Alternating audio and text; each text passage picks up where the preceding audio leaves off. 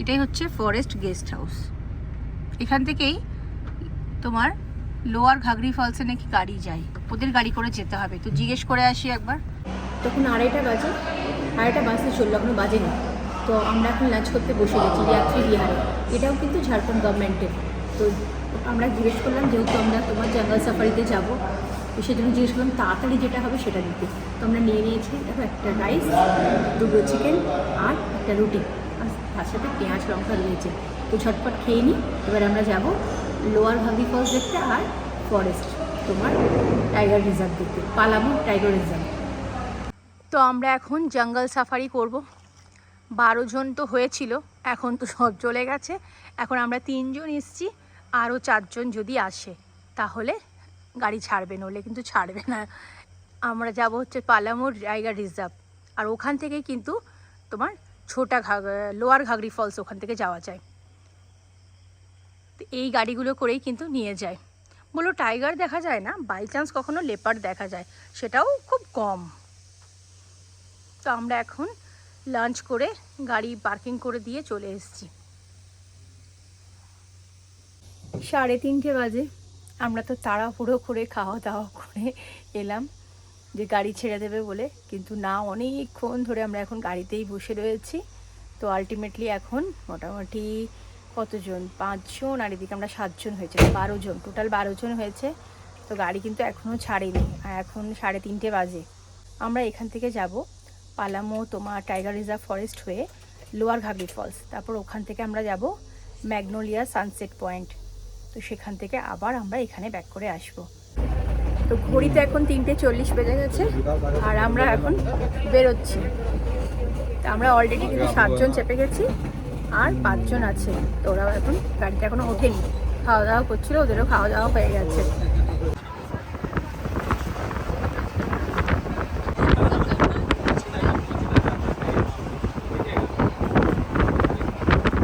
দেখো তোমরা, গাড়িতে সবাই বসে রয়েছে, আর এখন আমাদের নিয়ে এসছে পাইন ফরেস্টে, কোয়েল ভিউ পয়েন্টের পাশে যে পাইন ফরেস্টটা ছিল সেটাতেই।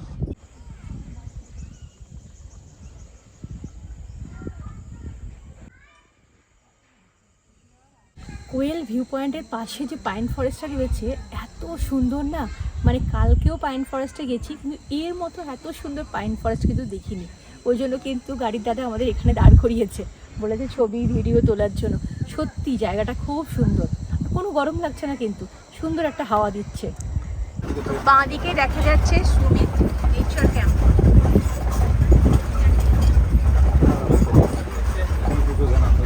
এবারে মনে হচ্ছে ফরেস্টে ঢুকবো আমরা। এখানে অনেক কিছু অ্যাক্টিভিটি হয়।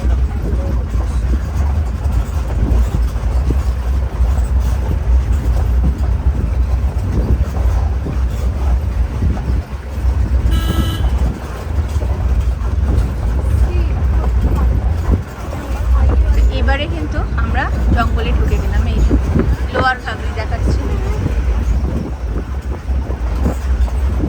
এখানে একটা গেটও রয়েছে, এখানে কিন্তু আমাদের গাড়ি কিন্তু অ্যালাউ নেই, শুধু ফরেস্টের গাড়ি ঢোকে।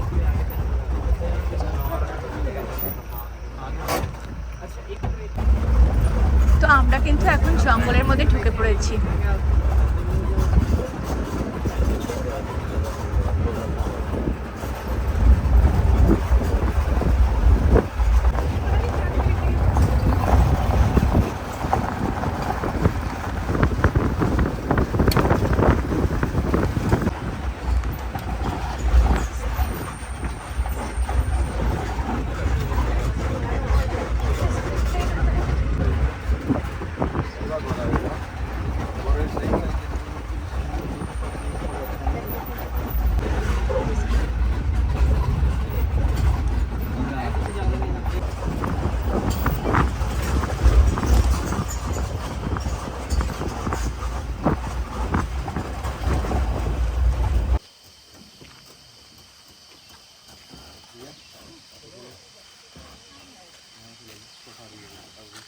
তো ফাইনালি আমরা এখন পৌঁছে গেছি লোয়ার ঘাগরিতে। এখান থেকে আমাদের ট্র্যাক করে যেতে হবে ওপরে। তো গাইড দাদাই আমাদের কিন্তু নিয়ে যাবে। আর আমরা কিন্তু দেখো ফরেস্টের গাড়ি করেই এসেছি, এটা ঝাড়খণ্ড গভর্নমেন্টের পালামু টাইগার রিজার্ভ।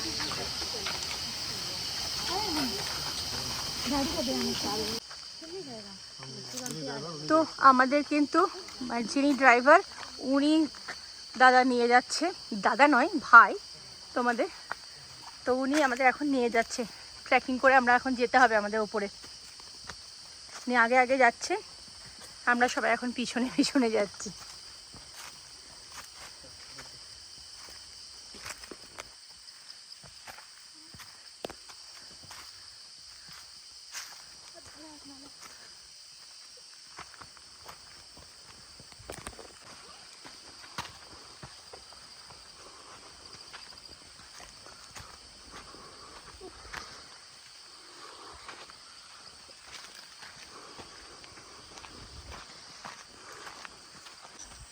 তো এখানেও কিন্তু একটা ফরেস্টের ওয়াচ টাওয়ার রয়েছে।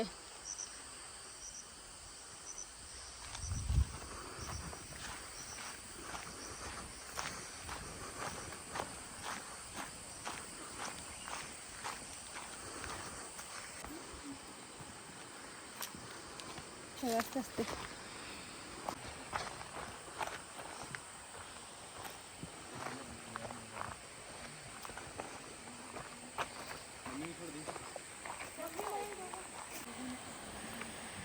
ওই দূরে দেখা যাচ্ছে লোয়ার ঘাগরি ফলস, তাও এখানে একটু দেখা যাচ্ছে। আপার ঘাগরিতে তো কিছুই দেখা যাচ্ছিল, একদম হালকা একটু দেখা যাচ্ছিল। ভাই যাচ্ছে আমাদের সাথে আগে আগে, আর আমরা এখন পিছনে পিছনে যাচ্ছি।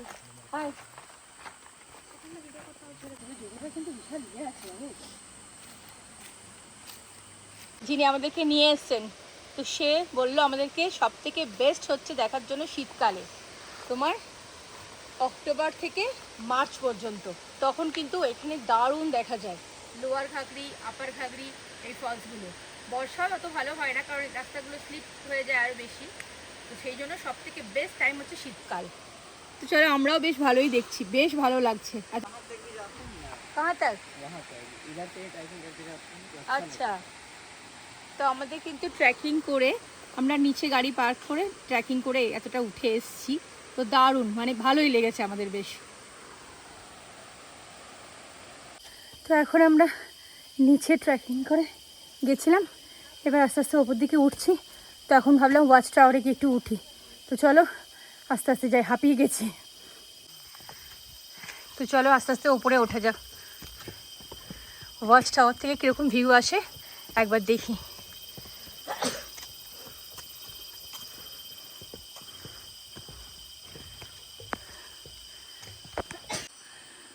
তো ওয়াচ টাওয়ার থেকে কিন্তু শুধু এটাই দেখা যাচ্ছে, আর দেখো এখনও ওপরে এই সিঁড়িগুলো রেলিং লাগানো হয়নি, ওই জন্য উঠতে বারণ করেছে।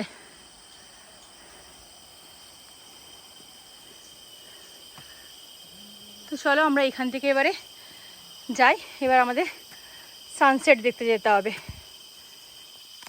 তো এখন আমাদের লোয়ার ঘাগরি ফলস দেখা হয়ে গেছে, এখান থেকে এবার আমরা যাচ্ছি ম্যাগনোলিয়া ভিউ পয়েন্ট সানসেট।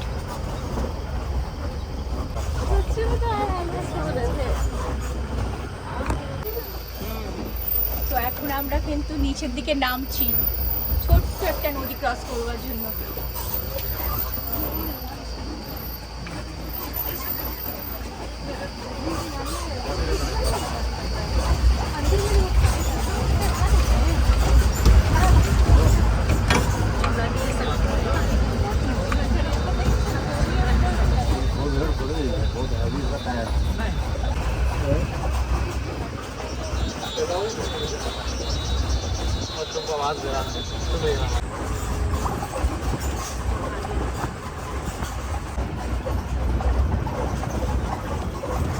তো আজকেও কিন্তু আমরা ম্যাগনোলিয়া সানসেট পয়েন্টে এসেছি, আজকে কিন্তু অনেক গাড়ি, আজ কিন্তু অনেক গাড়ি, কালকের থেকে অনেক বেশি ভিড়,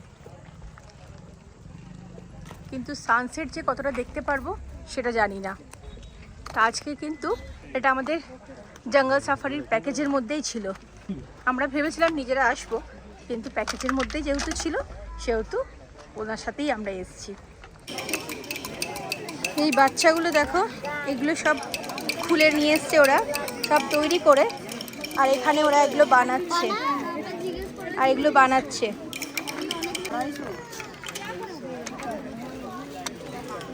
তো দেখো কি সুন্দর, ছোট ছোট বাচ্চা তিনজনে মিলে এগুলো বানাচ্ছে। সব বাড়ি থেকে নিয়ে এসছে, এখন সেটিং করছে।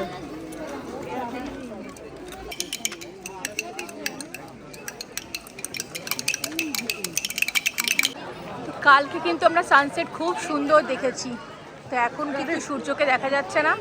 ওখানে দেখো আকাশটা লাল হয়ে রয়েছে। আর এখন আজকে কিন্তু বেশি ভিড়, আজ প্রচুর লোক এসেছে।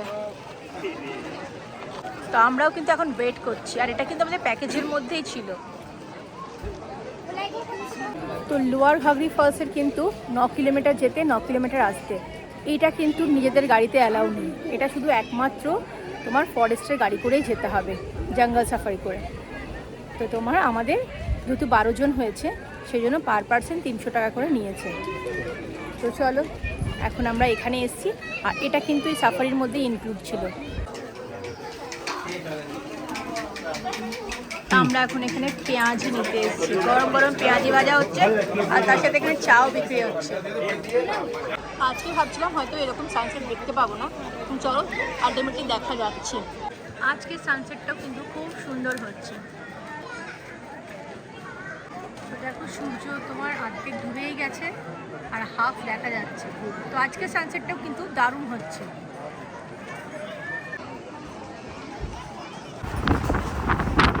তো এখন কিন্তু আমরা লেকের পাশ দিয়েই যাচ্ছি।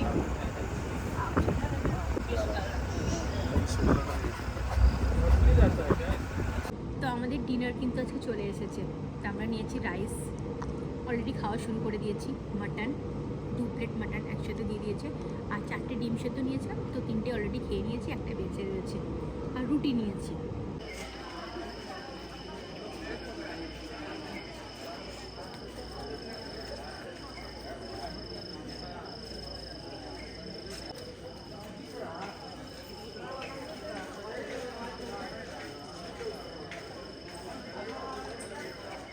তো এটা হচ্ছে আমাদের নেতারহাটের হোটেল। দেখো প্রভাত বিহার। আমরা কিন্তু এই ব্যালকনি থেকেই সকালবেলা সানরাইজ দেখছিলাম, তোমরা দেখেছো। আর এটাই হচ্ছে সানরাইজ পয়েন্ট। নেতারহাটে সানরাইজ পয়েন্ট হচ্ছে আমাদের হোটেলটাই। এই যে দেখো লেখা রয়েছে নেতারহাট সানরাইজ পয়েন্ট। তো এখান থেকেই কিন্তু সানরাইজ দেখা যায়। তাই সবাই কিন্তু নেতারহাটে যারা ঘুরতে আসে, তারা সবাই কিন্তু এই তোমার প্রভাত বিহারে সানরাইজ দেখতে আসে।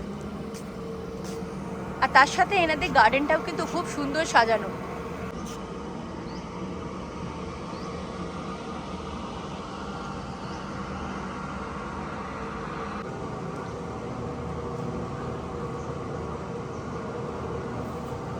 তো আমাদের গাড়ি কিন্তু এখানে দাঁড়িয়ে রয়েছে, আর এটাই হচ্ছে নেতারহাট সানরাইজ পয়েন্ট। আর এখানটা দেখো ওনাদের প্রপার্টিটা এত সুন্দর সাজানো গোছানো, পুরো কাগজ ফুল দিয়ে সুন্দর লাগছে, কাগজ ফুল দিয়ে সাজানো রয়েছে। আর কাগজ ফুলের এই গোলাপি রঙটা এত সুন্দর লাগছে দেখতে। নিচেও কিন্তু অনেকগুলো কটেজ তৈরি হচ্ছে, বা হয়তো এগুলো হয়েছে আগেই, কিন্তু এখনো চালু হয়নি ঠিকঠাক। আর এইখানটা দেখো কালারটা এত সুন্দর লাগছে, গোলাপি রঙটা পুরো সে গোলাপি রঙের যে আবিরটা হয় সেরকম রানী কালারের আবির। তো এটা একটা রেস্টুরেন্ট, তোমার এগুলো সিজনে চালু হয়, এখন বন্ধ রয়েছে। নিচের দিকেও অনেক কিছু রয়েছে। নেতারহাটের প্রভাত বিহারে কিন্তু একটা কিডস প্লে জোনও রয়েছে, তো বাচ্চারাও এসে কিন্তু বেশ আনন্দ করতে পারবে। তো চলো আর বেশি দেরি করব না, এবার বেরিয়ে পড়বো, অনেকটাই দেরি হয়ে গেছে আমাদের।